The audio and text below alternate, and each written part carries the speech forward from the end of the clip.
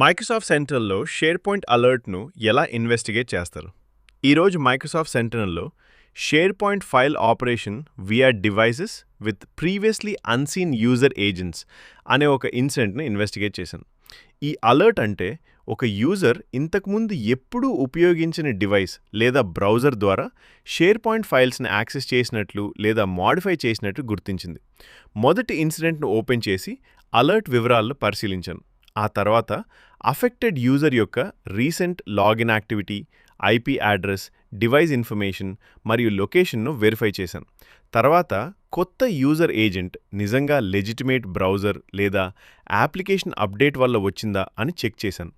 ఆ తర్వాత share point activity లాగ్స్ను పరిశీలించి యూజర్ ఏ ఫైల్స్ని యాక్సెస్ చేశాడు లేదా ఏ మార్పులు చేశాడో వెరిఫై చేయాలి.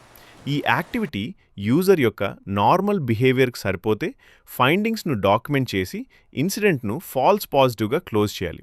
ఒకవేళ సస్పీషియస్ లాగిన్, అన్యూజువల్ లొకేషన్ లేదా అన్ఆథరైజ్డ్ ఫైల్ యాక్సెస్ కనిపిస్తే వెంటనే యూజర్ పాస్వర్డ్ను రీసెట్ చేయాలి, యాక్టివ్ సెషన్స్ను రివోక్ చేయాలి, ఎంఎఫ్ఏ ఎనేబుల్ అయిందో లేదో వెరిఫై చేయాలి, అవసరమైతే రిస్కీ ఐపీ అడ్రస్ లేదా లొకేషన్ను బ్లాక్ చేయాలి.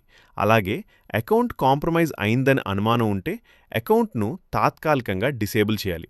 ఇదే మైక్రోసాఫ్ట్ సెంట్రల్లో ఇలాంటి షేర్ పాయింట్ అలర్ట్స్ను సాక్ అనలిస్ట్ ఇన్వెస్టిగేట్ చేసే సాధారణ విధానం. ఇలాంటి మరిన్ని రియల్ సాక్ అనలిస్ట్ ఇన్వెస్టిగేషన్స్ మరియు సైబర్ సెక్యూరిటీ వీడియోస్ కోసం ఫాలో చేయండి.